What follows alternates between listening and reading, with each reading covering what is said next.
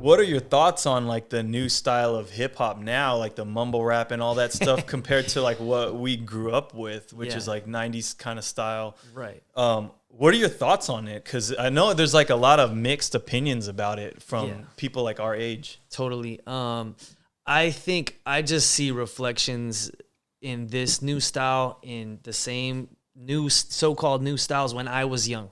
Mm-hmm. Like when I was getting into hip hop, it was like I love, you know, boom bap type hip hop or underground hip hop or backpacker type music. Yep. But I also did like some more trendy club type music because it has a dope beat and you can vibe to, and especially as a B-boy, you can identify with that. Yeah. You know, but then there was I got to admit, I specifically remember hating on like Cash Money Millionaires, No Limit type because I was like, okay, you guys are kind of using a commercial or superficial type of information base in your raps, where these other MCs are talking about positivity, knowledge, creativity, something different. If you're going to say it the same way, you have to flip it, make it different.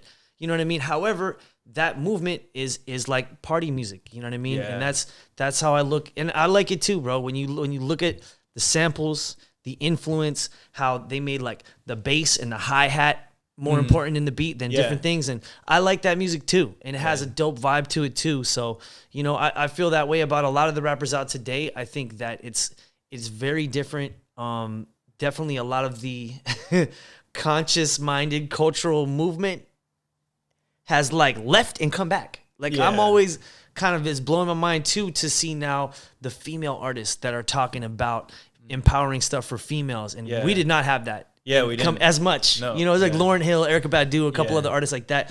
You know, like, but now it's a lot more of them, and it's a much more powerful thing. I think that's amazing. Yeah, you know, you got to acknowledge what's positive that's coming out of it, and I see like even now, a lot of older rappers are coming back, releasing new albums, and kind of dropping tracks where they're kind of mumble rapping a little bit. Yeah, just to be like, I could do that shit too. Yeah. You know, and I like that. I'm like, that's what hip hop is supposed to do. It's supposed to be like acrobatic and be able to be flexible and make fun of stuff and elevate by going there. So no, I think I had a similar perspective on it too, because when I first, you know, I used to be all into like conscious kind of hip hop and stuff.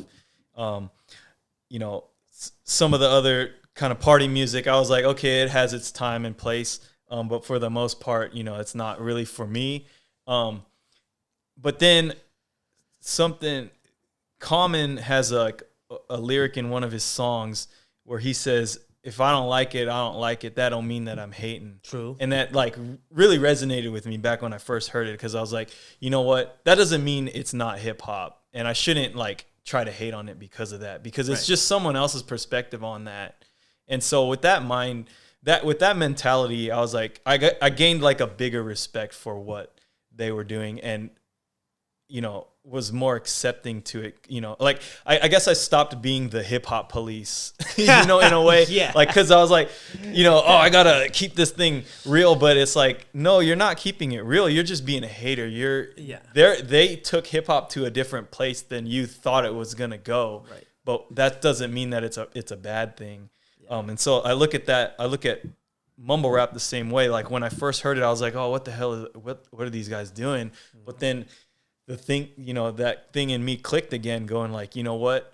Hip hop has always kind of been this counterculture thing. And what is mumble rap? They're going, you know, we don't want to sound like the guys before us. You know why? Because we don't want to be biters. Let's do something different. Let's, you know, in a way like mumbling, so you have to kind of listen harder or whatever to understand what's going on, is like their artistic expression of what they're trying to do in a way. Sure. You know, and so, when I started realizing that, I'm like, dude, they're doing the same thing I was doing, you know, everyone else was doing. And so I can't hate on that. That's hip hop. That really is hip hop. Yeah, man. And I mean, I personally, I'm like a reverse hater. Like when I see older heads hating on new hip hop, I'm like, man, what are you doing, bro? Mm-hmm. You know what I mean? Because I have social media, I have Facebook and Instagram and all that stuff. So when I see people, you know, they post a video of somebody who broke down in an interview and said some whack shit or said something that was negative against legendary, iconic hip-hop artists, because they're not obviously not educated about the importance of these artists, which, you know, I can understand that, but it makes me sad when somebody who's older is pointing at the youth and being like, oh, these youth are so crazy. It's so out of control. Look at them. Look, I can't believe they're doing that. When it's like, yo, bro, it's the same thing people saying about us when we were teenagers. When I was a teenager doing graffiti and doing breaking, mad people will shake a finger and be like, you're whack. You don't know what you're doing. That's not a part. You don't know what this is.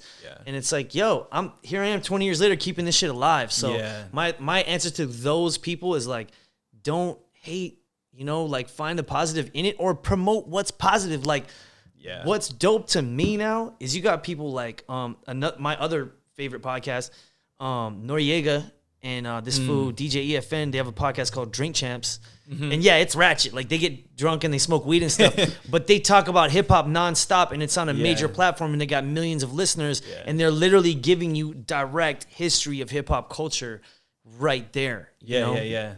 I love that, and it takes these artists and makes them relevant again. Gives another push in the popular culture to be like, yo, LL Cool J's still around. Wyclef, you know, if you know about their history and how they made their hip hop music, which is iconic and classic, you know, you can learn more about yourself and what you're doing and what's happening now.